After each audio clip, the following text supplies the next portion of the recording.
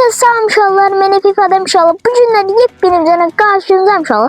Bugünkü videomuzda açıklamadır. Bugün niye video atmadığımı size diyeceğim. Ama dostlarım, videomuza geçmeden evvel kanalımıza abone olup like atmayı unutmayın. Bir de bildirim zilini atmayı unutmayın.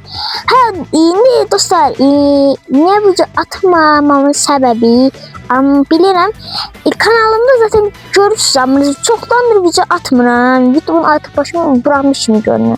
Hayır, YouTube'un başımı bırakmamışlar. Adem'in geri dönüşü. Bu benim geri dönüş videomdu yani. Hem açıklamada hem geri dönüşümdü. YouTube'da bilirəm ki, çoxdur YouTube'a video atmıram. 2 hafta olar YouTube'a uzun video atmayalı. Dostlar, indi ya bunlar ne video atmıram? Niye YouTube'dan alakalı olmam? Birincisi dostlar, yani YouTube'da yani video atanda izlenmeyi, hiç izlenmeyi. Yok ya. Evet. Bir de canlı artık atmıyorum. Çünkü artık canlı atmaya da vəziyyət yoxdur. Atmıyorum. Ürəyim də sıkılır hem de canlıda. Yani böyle video atsam benim maraqlı olar. Yani bilmem, aranızda çox nəfər deyir ki, Adem hardadır? Abi sabah canlı gələr. Abi ne olur məni ne olur məni nə bilim canlatsam. Elə sualların çox gəlir. Bu mən bilirəm. Yəni bilirəm ki, niyə video atmıram, niyə şey eləmirəm. Artıq hər gün deyə bilmərəm. Elimden gəldiyim qədər uzun video atmağa çalışacağım. Sizə sözümdür bu. Sizə sözümdür. Yani belki atamadım. Artık her gün atabilsem o da. Free Fire video. Konuş artık. Bilin, Free Fire vuruş videoları yapıyorum. Çünkü artık o videolarımız sizi çok sıkıp. Ben dedim ki ben de sıkılmışıydım. Geldim.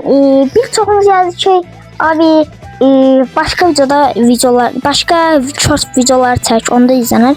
Bir çoxunuz da deyirsiniz ki, abi köhnə videolarına dön. Dostlar, mən ikisini eyni anda eləyə bilmirəm. Tek ikisini Ne yapayım? eyni anda çatdırım. Onu çatdıra bilmərəm. Ən azı bir dənə video seçim. Nə şey videolar. Məncə vuruş videoları daha da qəşəngdir. Məncə vuruş videoları, dostlar, hər gün vuruş videoları gəlir, short videosu. Atanmadımca şeydə adı neydi, boş değilim. Her gün bu kanalda uzun video atmaya çalışacağım. Bir YouTube'da düzenleme tekrardan oluşsun. Evvellerin öter her gün video atladı. Bugün de yani çeleyeceğiz.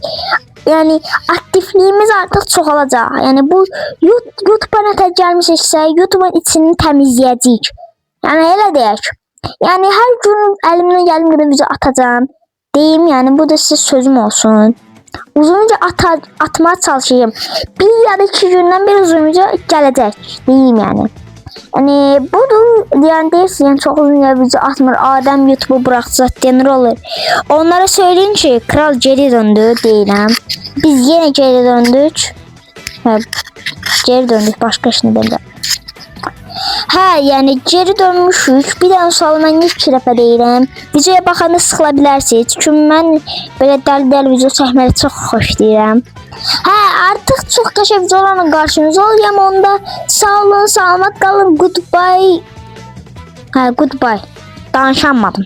Sağ olun, salamat qalın. Goodbye.